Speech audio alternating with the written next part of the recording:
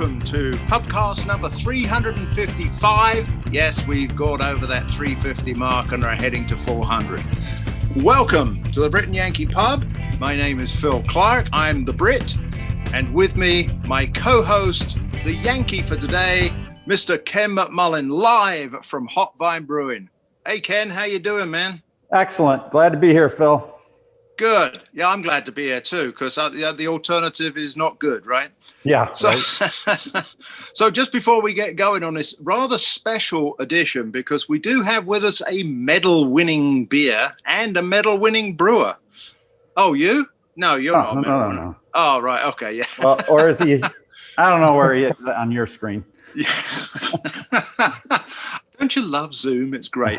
Anyway, just want to let everybody know that they can reach us at all the usual places, www.thebritandyankee.com. We're on all the best podcast aggregators. And we're also at Pints at the Brit and Yankee. So I think that covers everything. Without further ado, as you see in front of me, I have a plethora, or is that plethora? I don't know. A lot of beers in front of me, all of which come from a brewery down in Tinley Park by the name of Soundgrowler. I don't know where that came from, but perhaps our very special guest here can tell us. Welcome to the show, Larry Hough. Or is it Larry Hough? I don't know. You tell me. It's Hough, like H-O-W, and thank you. Thanks, Larry. That was the first thing. When you gave me your card, I went, oh, is that a Huff or a Hough? I've been getting it my whole life. Welcome to the show. We're so glad you're able to be with us because it's been kind of an interesting last couple of weeks or so. I first came down to your actual brewery when I was picking up my FOBAB beers. Little did I know that one of the beers that was in the judging at the time of the picking up was going to be a medal winner. We have it here, and we'll get to it in part two. But first, all the other beers that I have in front of me. Ken, you've got one of the beers, or you've got all these beers as well. And I said, which one are you going to open up for our first sample? And I think the porter came your way, because you like porters, don't you?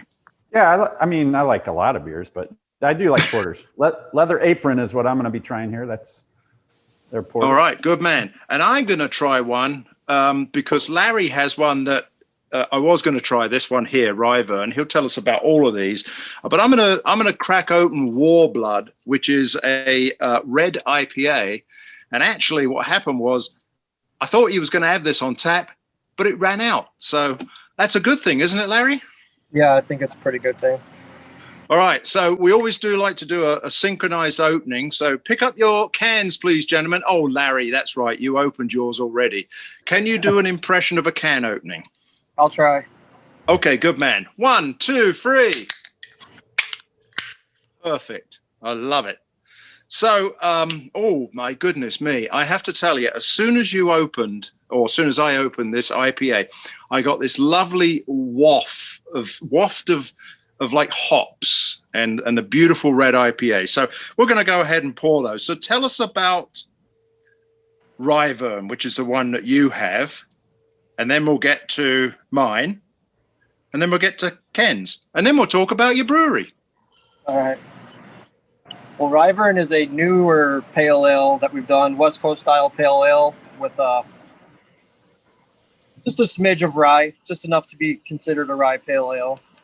So it's got a little bit of that spicy character on the finish, and it's just made with Turo and a little bit of rye malt, and pretty much traditional like Northwest style IPA hops. I don't remember what some of my hops are that I did with these. So yeah, there's some pale ale in there. There's some rye malt, flaked rye, caramel Vienna malts, and all Cascade Amarillo and Chinook. And then they fermented that with American ale yeast. Can you show us the can? Because one of the things about your over a little bit more. There we go. Beautiful. I love it. One of the lovely things that I like about your cans is the artwork. And Ken, show your leather apron. And I'll show my Warblood. There we go. Look at that. Isn't it fantastic? So tell us about the artwork on this, because there is a certain amount of darkness to each of these, but they're great pictures. We used two different artists. One of them is from the UK. He's currently living in Spain.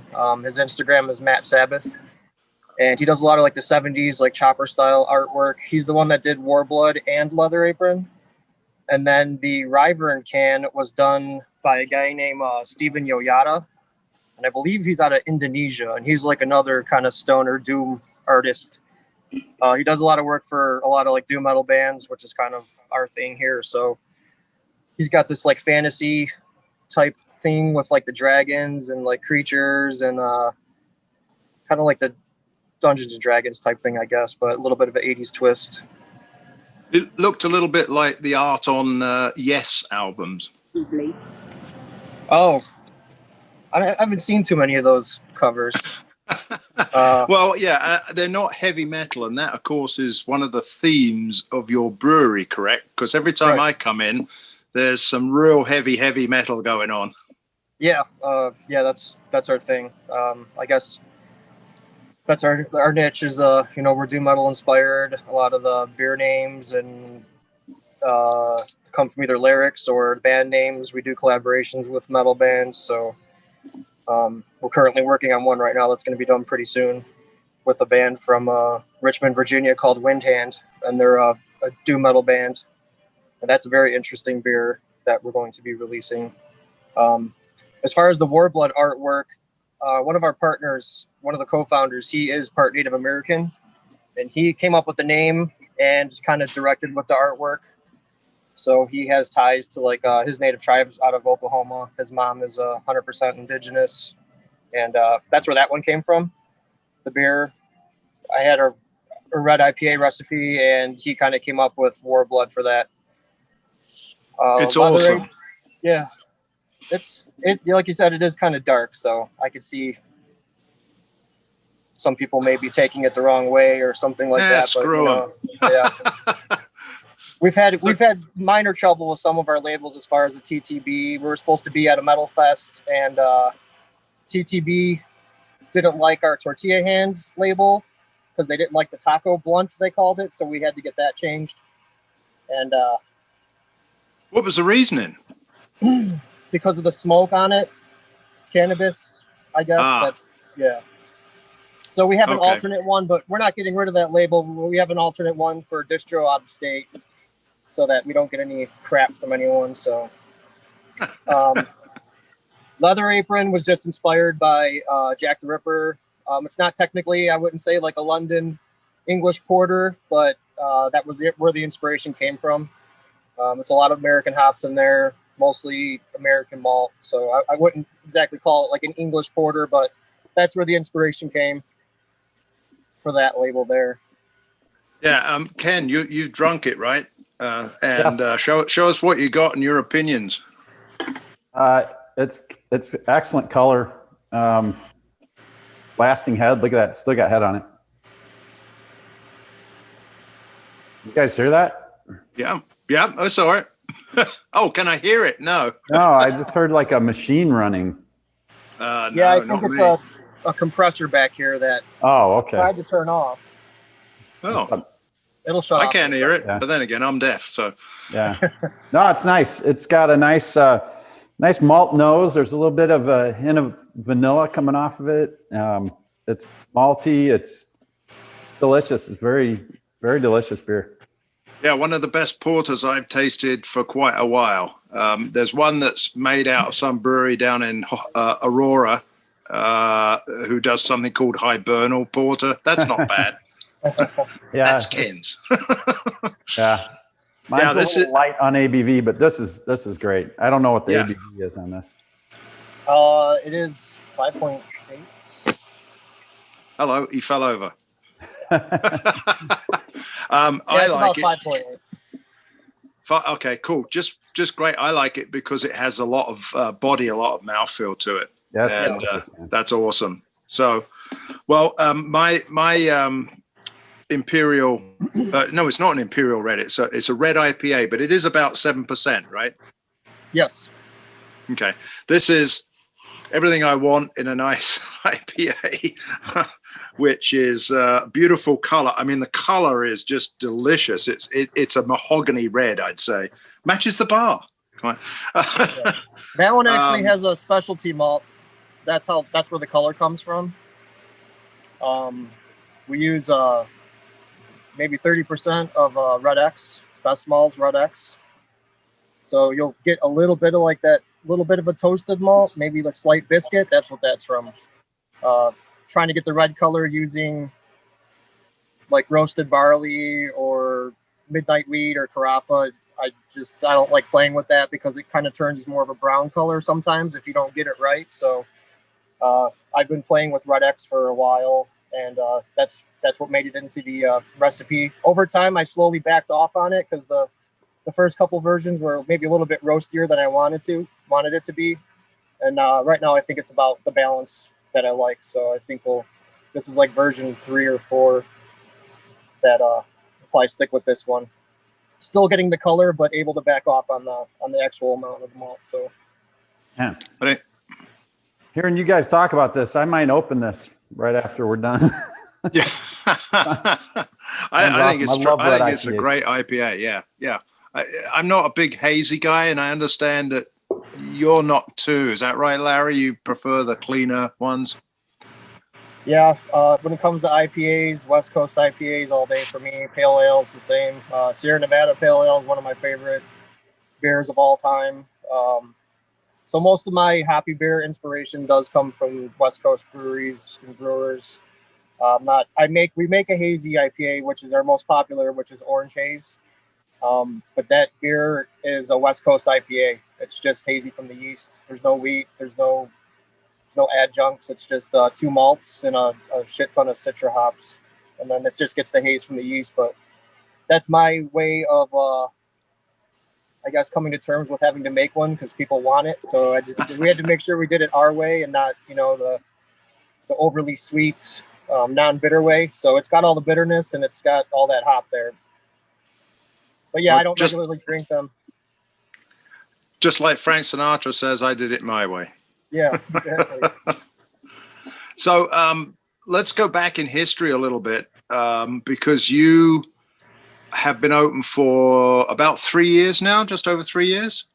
Yeah, July 27th or 28th would have been 3, or was 3. I've been in this space for almost exactly 4 years. So the first year was obviously build out, and I was just here all day in this giant empty space. So doing like small homebrew style beers for like festivals, trying to get our name out there. Then the equipment came and we installed all that. So yeah, we've, I would say inception about 2016 was about, yeah, that sounds about right. And actually the first time I came across you was somewhere where Ken was at the time. Midwest Brew Review, not Midwest Brew Review. I love those guys, but that's not where we were. The Midwest Brewers Festival, right, Ken? Is that what it was? Probably, yeah. Okay, yeah, and you were in a tent that was serving your ESB or English bitter. I don't know which one it was, but when I went back on my Facebook Messenger, I still found the message that I sent to you. Hey, it's a great ESB. We got to do a podcast with you. And that was 2 years ago. Yeah. Yes. That was probably within our first year. That was in a cask too, I believe. That was was it a Firkenfest maybe? It could have been. Yeah. Firkenfest. Yeah. Yeah. Well, we had a Firken tent at Midwest Brewers Fest every year. So it may have been there. Oh yeah, that's true. So now, have you done any more English style beers? No, I would like to. It's just right now with COVID happening, we would do a lot of experimental beers. I love brewing styles that I've never even done before, and we don't do pilot batches. I know my system, so I know if it's going to be.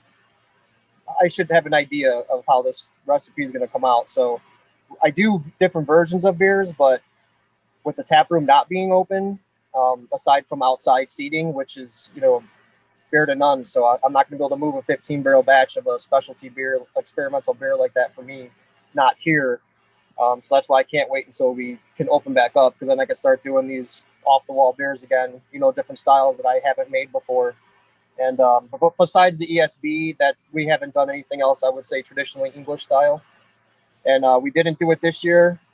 As much as we all love that beer, I don't feel like it would move for us with the, I guess you could just say the beer drinkers around us that are going to be buying our beer. They're very heavy lager and hazy IPA and West Coast IPAs. Ours especially are people actually drink those a lot. So we have to kind of stick with what I can move in cans, especially, and what I have artwork for, because the whole draft thing, like, we're slowly backing off on kegs just because I know with just having a tent outside, people aren't going to be drinking outside that much anymore. Like, we had a good past couple weeks, well, aside from 2 weeks ago with all that wind, but this past week was a really good week for us. Even though there was Thanksgiving, we got a lot of business and there was a lot of people actually outside drinking, but it was warm enough to not even have to be in a tent. I believe you were there during the week too. So it's gotten a little bit warmer as the week went on. So we had pretty consistent business outside, but with this week being kind of cold and, it's only going to get worse from here. So we have to kind of rely on what we're going to be able to can and either deliver or have people pick up. So I haven't been able to answer your question, that was the only one I've been able to do, but the reason I can't do anything right now is because of COVID. It's kind of limiting what we could brew and what we're able to move. Yeah, we came down on a Monday, didn't we, Ken, and enjoyed some of your delicious tacos, because not only do you have great beer, but you've also got good food. Yeah, yep. For sure. It helps. And one of the few places that's open on a Monday, folks. So if you're looking for somewhere to go and you're in the industry, because most people close down on a Monday, right? You don't. Yeah. All right. Well, I really like these three beers. I also like the fact you're doing them in a 12-ounce size. I don't know. There's something about buying 6 cans and having one. Okay, if I have 4 and it's a pint, okay, fine, But I like the idea of going back to tradition like this. Yeah. So good on you. Thank you. Yeah, we when we had a mobile canner come in, we did 16-ounce 4-packs like everybody else is doing, and my wife, who is now our taproom manager, and she's our sales manager, she came from Windy City Distributing, and she told me a couple of years ago, she's just like, 12 packs is where it's going to be at. And aside from just taking her advice, I personally don't like drinking out of a 16-ounce can. It's just like once you get to that last quarter, it's that extra 4 ounces that's just either warm or you don't want to finish, especially with the macro lagers. There's a reason why once it gets a little bit warm, you tend to not finish it and grab a new, fresher, cold one. But yeah, I think the 12 ounces is the way to go for me, especially. I like 12-ounce cans. I'm not big on 16-ounce cans. Well, it's good. I'm going to raise my glass to you. We're going to take a real short break. We'll come back and we're going to take a little dive into FOBAB medal-winning beers. Cheers. We'll be back in a minute.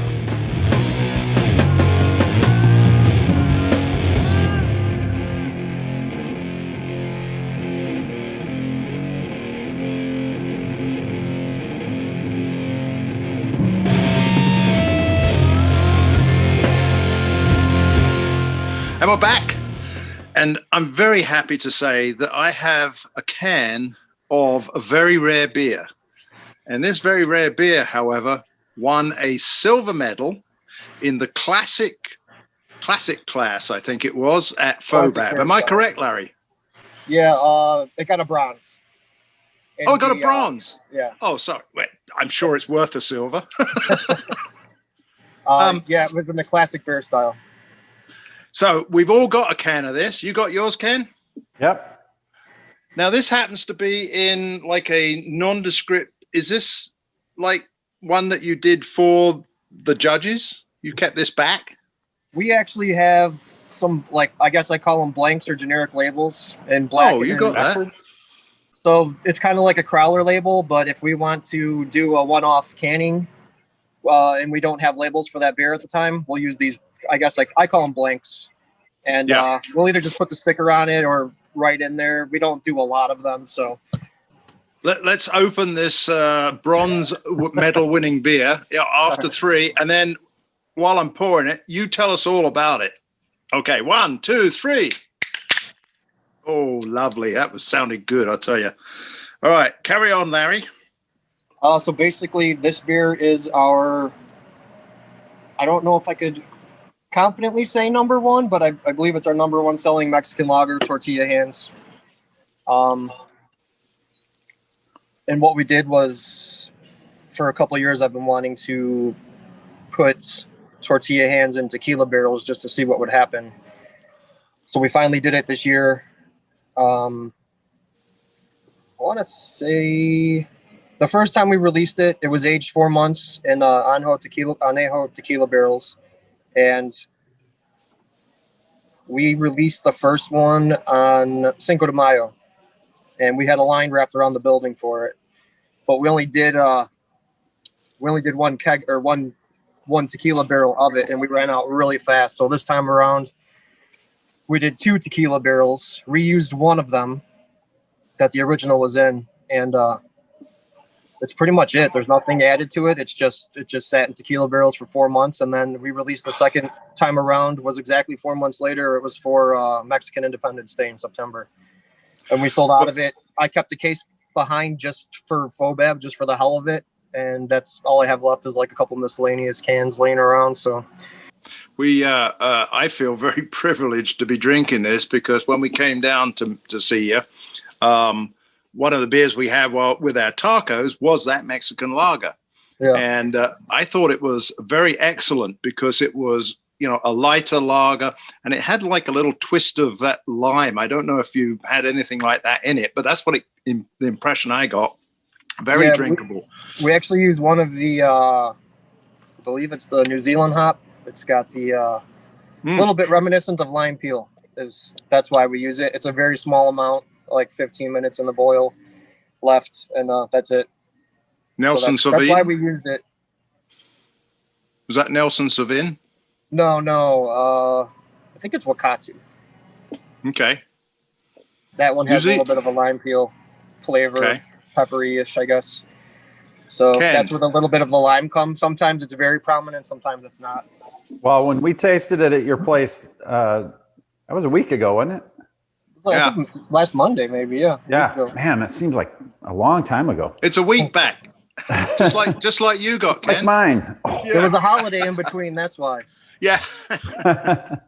Well, I could have sworn there was a little hint of lime in there. That's hops blows me away. That's killer. Yeah. So what do you think of this, Ken? Because I've already formed an opinion. It's horrible. No. I'll tell you what. I don't know how long you had it in the barrel, but it doesn't seem to have picked up a lot of like the barrel character. But I've got tequila, and it's a nice level. Like it added to this beer wonderfully. I think it's the right amount. It's not overly barreled. With the smaller beers like that, it's hard to gauge. I mean, you got to keep on it, because if you leave it in there too long, then the barrel is just going to take over, and then you're going to lose the actual, a small beer like that. You don't have a lot of malt character to begin with, aside from the corn with this style beer. So if you let it go too long, then you're just going to lose it. It's not going to be balanced. If you have a barrel-aged beer and you could just tell that it may have been way too long in the barrel, or it just doesn't have the malt to support the barrel, you're just going to get all barrel, and you're probably not going to enjoy it. So, but about 3.5 to 4 months seems to be the right number for this one. It's it almost seems like it should be high alcohol, but I don't think it is it? No, it's not over 5%. Okay. Yeah. It's just, it is, having had the base beer, this is really, it's just added a kind of earthiness to us. I don't know what tequila really tastes like. I don't drink spirits. I really don't drink a lot of spirits either. I'll occasionally, if someone has something special, I'll have a little bit, but I maybe like a couple times a year, and that's it. I don't drink a lot of spirits, but I like the barrels. So yeah, we were actually serving these in September when we were able to. The weather was nicer, but we were putting a margarita salted rim with a lime on it, and it actually worked out pretty good. Yeah, I'll say. Nice crusher. Yeah. I think This you is should true. buy some more tequila barrels, Larry. Yeah. How many This is times really can you good. use? How many times can you use those barrels? I try not to use a barrel more than twice, depending on what was in it. So after, which was interesting, because usually the places I've worked at, we've used them once and then got rid of them. Sorry, I got Amazon delivery notifications coming. So one barrel was used twice, and then we got another of the same barrel that was freshly dumped. And actually, both barrels side by side, even though one was already used and drained, they both tasted the exact same. How long? So I was kind of surprised at that. About 4 months. 4 months. That's probably why, because a lot of barrels, people are like whiskey barrels, a big stout. A brewery's leaving that in there like 10 months to over a year, and that's why you get one use. But 4 months, maybe that's what. And plus, this is a much lighter beer. I mean, it doesn't take much to get that spirit character in there. Yeah, it's delicious, though, man. This is great. Thank you. This is a lighter beer that has a big profile. I'm blown away by it. I can see why the people liked it and why it will be a classic style, like a lager, but you just put a lovely twist on it. Well done. Thank you. Yeah, I can't say how much I really like this and what a privilege it is to be able to drink a can of it. So I'm proud of it because of what the beer is. It's not something you could hide behind. Like I compare lagers and other, let's say, hazy IPA and a lager. That lager is like an acoustic guitar, and that hazy IPA is like an electric guitar. You could hide a lot of shit behind that electric noise. But when it comes to the acoustic guitar, one little fuck up and you're gonna find it. So that's why I particularly like this one, because you can't hide behind anything. It's all right in your face. So it's I'm proud of that style one, because people don't tend to drink a lot of classic beer styles anymore anyway. So, and this is no frills. It's literally the finished wort put in tequila barrels, 4 months, pulled out, carbonated, and packaged, and that's it. And I love your analogy with musical instruments. Yeah. So we'll have to think of, what about the porter? What musical instrument is that? An electric acoustic guitar. Oh, okay. Plug in. You got anything that's like drums? I would say Orange Haze is probably like drums. Okay. All right. So tell us a little bit about the makeup of your brewery right now. Is that you're kind of in an industrial area, and if our viewers know, excuse me, I got a frog in my throat. Ribbit. If the viewers know where Hailstorm is, you are around the corner. So to my way of thinking, if you're going down to Tinley Park, which, I'm way up north here, up in the Fox Valley, it's well worth going to both the breweries. But, you're in an industrial park, and I know a lot of breweries are like that. Is that something that was on your mind when you wanted to open up a brewery? Yeah, we were looking industrial. We actually had a spot that we all really loved. It was in an industrial park. It was just on the other side of Wolf Road, west of Wolf Road and 191st. It was much bigger. It was twice the size. We had like all the overhead doors we needed. We had our own dock for loading and unloading. But the building management didn't want us to knock down the front offices because we needed to put a tap room in there. This was a tap room, or we weren't going to do it. We were not going to be able to rely on distro, so it's not going to happen. And so that fell through. And the day we signed on this place, that other place called us and said, hey, maybe we could work something out. It's like, too little too late. Thanks, though. But we did acquire the spot next door to us, directly on the other side of the wall, which we will have in the spring, and it's the exact same size as what we have now. So we got some special things planned for that, for the customers, and for us, it gives us more room, because right now we're packed back here. We're a 10,000 square foot brewery in a 4,500 square foot space right now, so it's a little bit cramped back here. But yeah, one day we were thinking maybe we could do a standalone. If we don't stick around here, that would be the next upgrade, to have its own, its own spot, not connected to anything.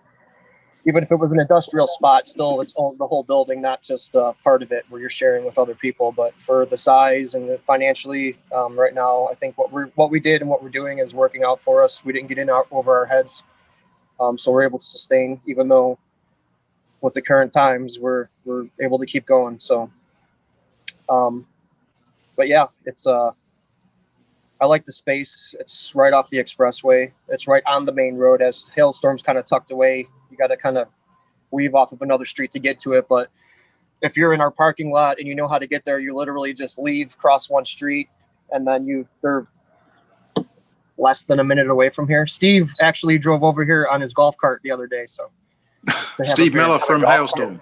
Yeah. Okay. Yeah. But no, I'm trying to figure out where you're at in the brewery. I think, is that the window where the food comes out just to your left? So we have our lawyer guy's up front, and he's actually writing a book. So he needs the music to write his murder mysteries.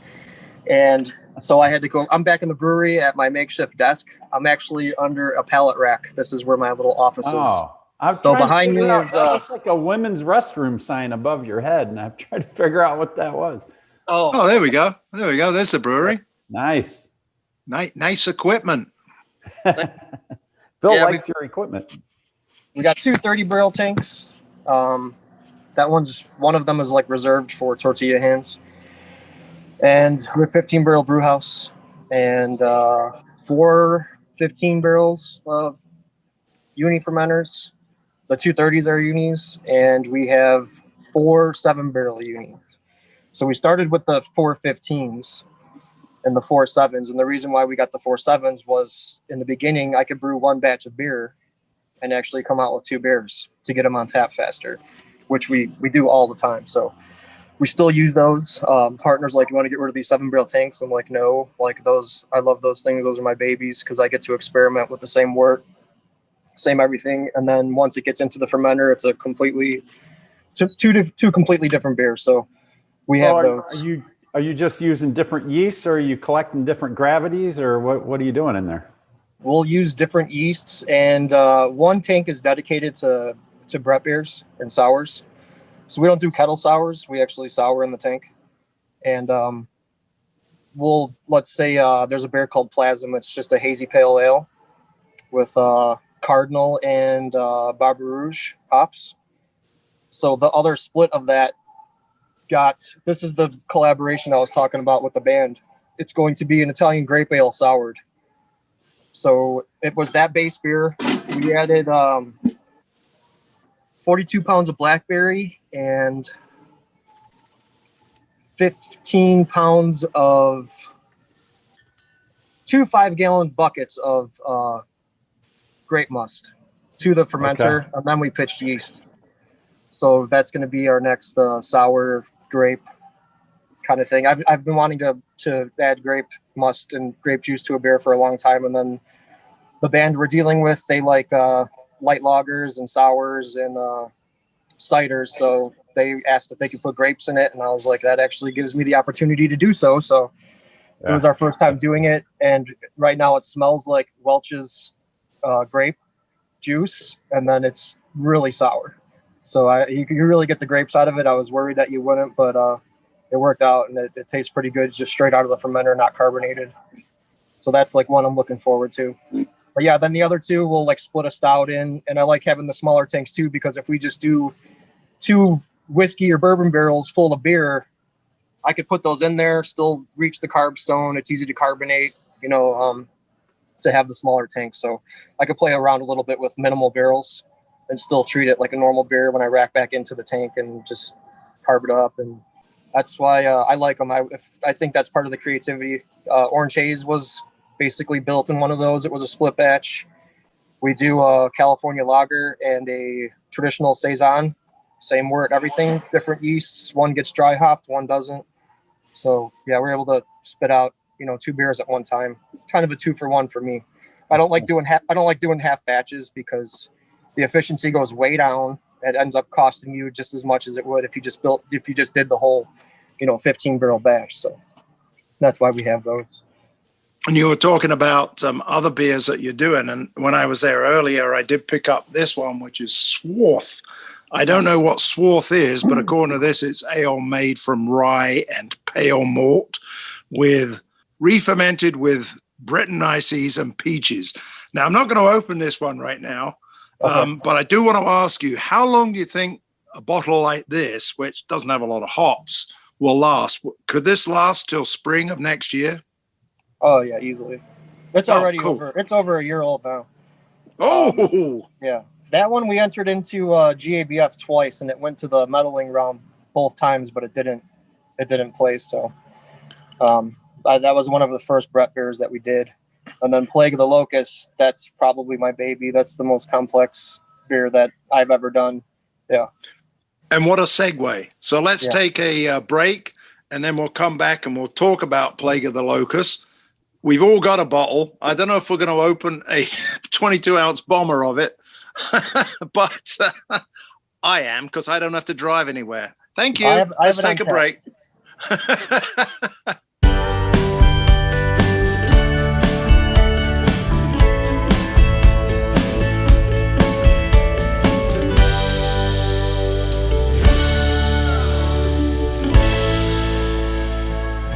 And we're back. And before we went away, we were talking about how beers might last till next spring because of the taste. I also have a bottle. I've gone crazy on your beers, Larry. I've got a bottle of Cave Dope, which is an interesting title. It has a picture of a skeleton stirring a cauldron a la Macbeth.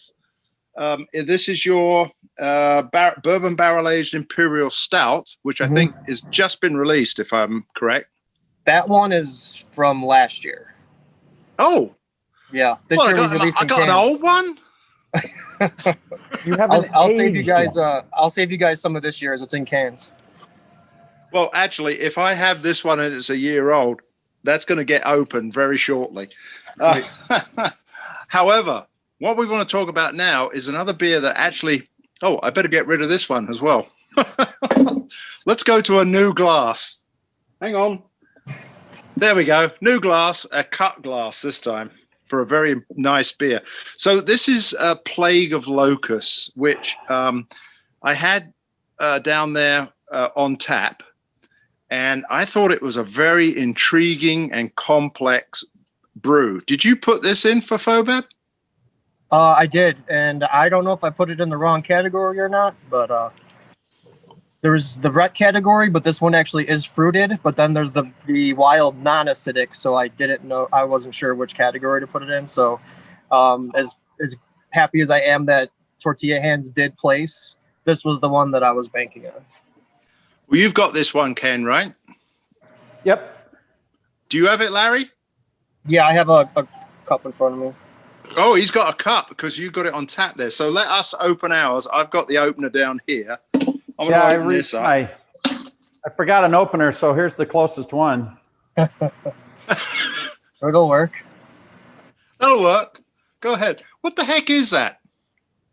It's a brewing spoon. Oh, I an see. Opener built in. Wow. You brewers are so inventive. All right, I'm going to pour this out. This pours out absolutely like what can I say? I don't know really. It looks, the color of it looks like some sort of a Kool-Aid. I wouldn't, with all due respect, I'm trying to find the right words for this. It's an absolutely fantastic, what color would you call that, Ken? It's like a beautiful red. It's got a nice pink head on it, and then it's this deep like purple violet, maybe violet. Yeah, sure. It's neat. It's beautiful. I have to say, this is fantastic looking. Let's see how it sniffs. Ooh. Oh, I'm getting a lot of that woody Brett. No, this has got Brett in it? Yes, it does. Okay, good. Phew. Beautiful aroma. Tell us a little bit about the other adjuncts in this. This was a beer de garde. We teamed up. So the story with this starts with there's this guy Vincent. He is a wine salesman, and he's trying to get a French beer into some of the higher end French restaurants in Chicago. So we went with he was trying to find a brewery that would do a beer like that, kind of collaborate with him. So we brewed this beer de garde. It's called Dumont. It's been doing well through some of the bottle shops up north. I know it's at Bear on the Wall. It was at Bear Temple. So going back to the 7-barrel fermenters that we have, I did a 15-barrel batch of this beer, and we split it. And then I took the other half of the beer and I put it into port wine barrels, 2 port wine barrels. And then we added 84 pounds of blackberries into each one. And then I had Omega make me a special blend of Brettanomyces pitches, 2 separate ones to pitch into these barrels. And we let it sit about 10 months. And then this is the result. Wow. So I knew, the colors from blackberry and those port barrels, the port red wine barrels. Yeah, I knew there was something I really liked about this, and you just said it: port wine barrels. I'm a sucker for port. Okay. I don't know if that's considered a hard liquor or not, but I always think that port wine barrels add so much difference to a beer. And you've just hit the nail on the head with this. It almost sounds like it's a bit of a stock ale, right? If you've because a beer de garde, I mean, that's what 2 brothers call their domaine de page. Right. And this is nothing like that. No.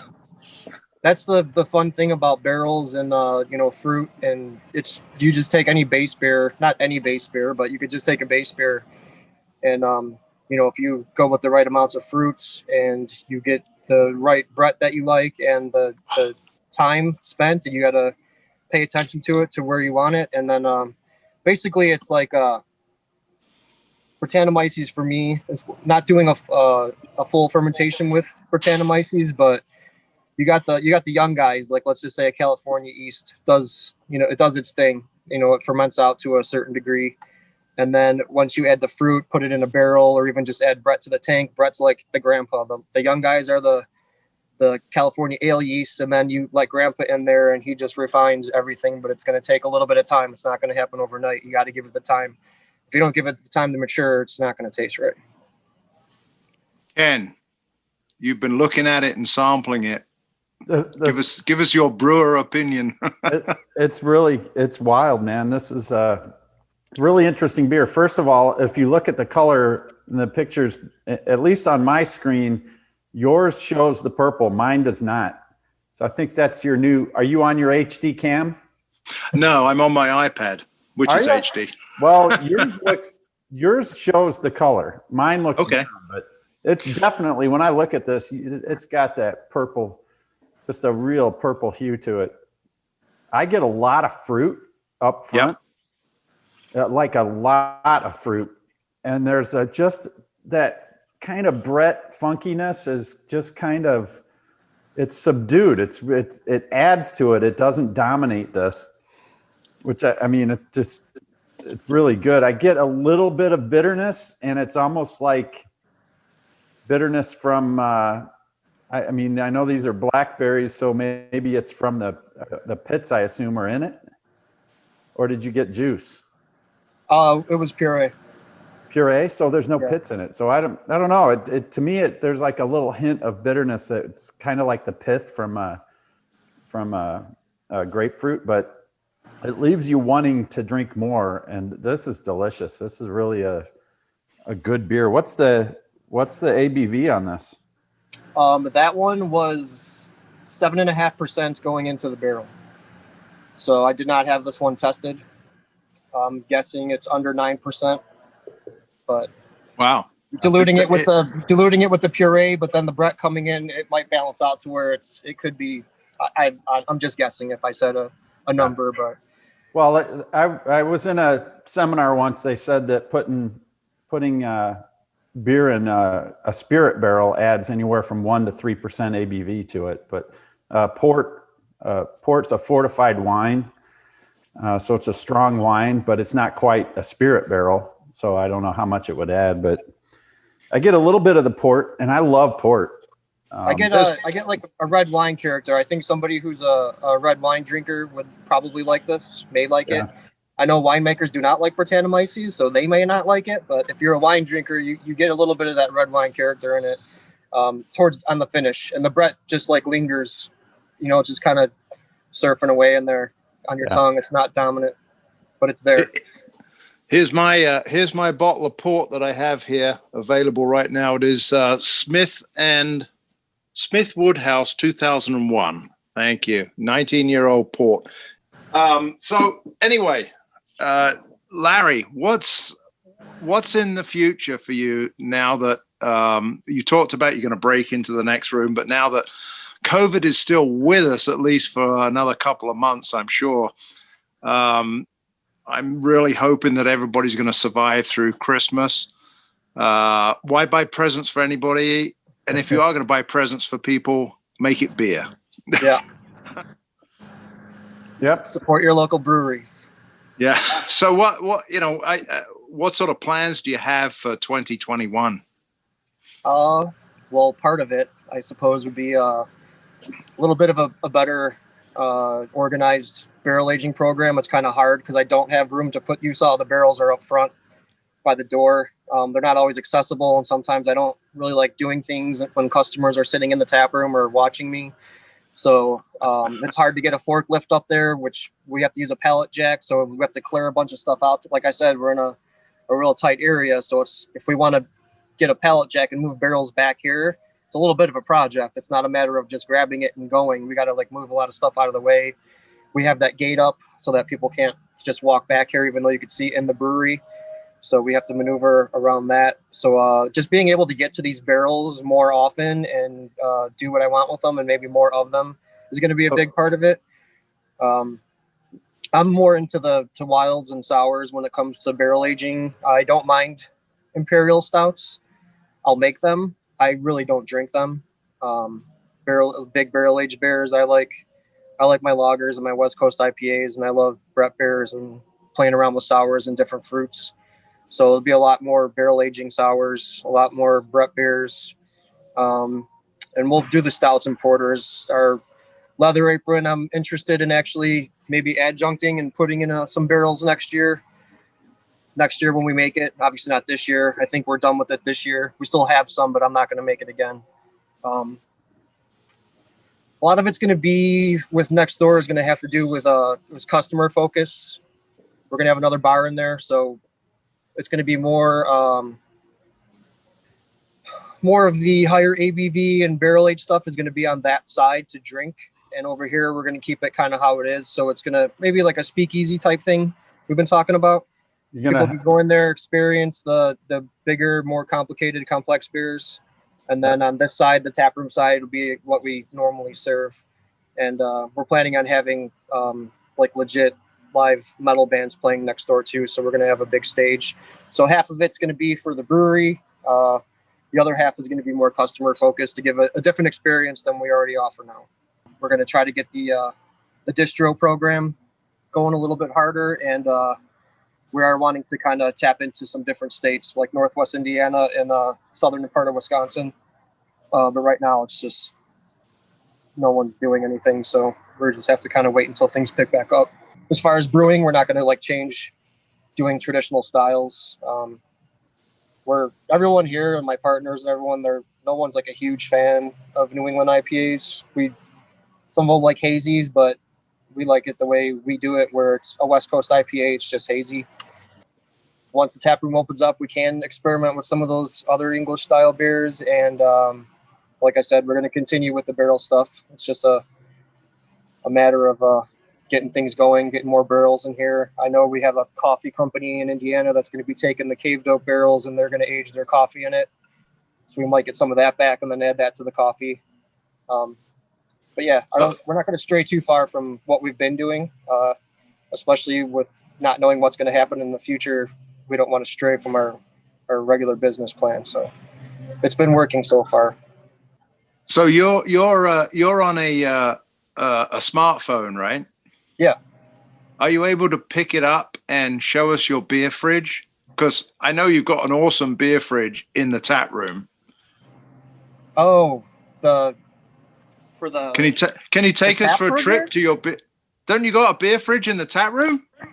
Oh. Or do you have a personal beer fridge there? No, it's basically my tanks. Yeah. Okay. So once the beer leaves the tank, then I don't. Depending on what beer it is, once it leaves the tank, then I don't. Once it's up front, I'm done with it, and I moved on to the next thing that other people aren't drinking yet. So, but I'll see if I can. We like to see around. Oh, this is cool because you got like you're traveling around with us now. This is good. Yeah. Oh look, there's his beer fridge. Yeah. Oh no, wait a minute. What is that? It's just our cold room. Ah, the cold room. Okay. Oh, that looks nicely stocked there, Ken, doesn't it? That's a pretty healthy beer fridge. That's nice. And here's our 15 barrel tanks. Here's the 4 7-barrel tanks that are my babies. This is our brew house. Nice. And this is set up for one person to brew. We just put a tote super sack right over this mill. One person can do it. You're graining in. You could stand on the brew deck by yourself and brew by yourself very easily. We're not dumping bags of grain into the mill by hand. It's a little tiresome after a while. Do you have an assistant brewer? Yeah, Jake Hutchison. All right. He does a lot of he's my right hand. He does all the hard work. There's our canner. All right. Hey, we're getting a free tour, Ken. That's awesome. I'll give you a quick tour. This is our locker for our members. Now, how does that work? Member logo. They pay an amount, and then they keep their glass in their locker. They keep the key, so when they come, they get to pull their glass out. We wash it. They drink from it, and we'll leave goodies like stickers and stuff like that in there. That's cool. And then they get for our festival, they get the here's our, I guess you could say, our barrel aging program. Hey, can we see your DJ in the corner? Oh, he's gone. Oh, he's gone. Okay. Yeah, he left. You got to go down. Everybody, you got to go down there, and then during the day, you'll likely see a man in a suit in the corner. Looks like a DJ. He'll explain. Oh, look, it's his beer fridge. He looks like an attorney at a DJ booth. Yeah. Yes, he is our attorney DJ. That's why he's in the corner over there. That's awesome. Anything goes down, he's right there to witness it. Wait a minute. Where's your lovely wife? Before you leave, go over and show the outside, because I think that's a very appealing thing at your place. The fact that you have. Let's say hi to Erica. Where is she? Say hi to you. Hello. She can't see. Hello there. How are you? How are you? There's Jay. Get me out of here. Get me out of here. We're going to send Larry out into the cold. Yeah. There he goes. So I thought it was cool. You had outdoor seating, and then there's some inside that tent. Yeah. Yep. The tent's taking a beating, but. Is that where the excitement is? The excitement is intense. Yeah. Oh, thank you. Yeah. There we go. So come on down to Soundgrowler, folks. They've got a tent. It's friendly. Well, thank you for the tour. That was just like excellent, man. No problem. Yeah, when we say show us your beer fridge, it's like show us your brewery. Yeah, right. Our virtual tour. Larry, listen, it's been an absolute pleasure. You have some superb beers. I really enjoy them. I would just wish you were so much closer. I could come down and get them all the time. Get them into not minis. That far. Well, no, that's true, but what was it? Like 45 minutes? I think it was about 45 for me. I'm at like Fox Valley Mall. Well, we have the 30-mile max radius for beer and a dozen tamales, if you fall in that category. So. Wow. Oh, wow. Cool. All right. I think I'm just outside of that. Yeah, me too. All right. Well, I'm going to raise my glass, my two glasses. I have my beautiful tequila barrel aged Mexican lager here. I have my Plague of Locust. What have you got? Have you got another glass, Ken? Oh, he's got a bottle. Okay. So we always end up our podcast by saying it's thank you very much indeed, Larry Hough. It's good night from me. And good night from him. And it is cheers. Oh, I got a good clang. There we go. You got a plastic one, Larry. Yeah. Give us a burp. That'll probably count us out. There we go. Cheers, man. All the best. Yeah. Head on down to Soundgrowler. Thank you.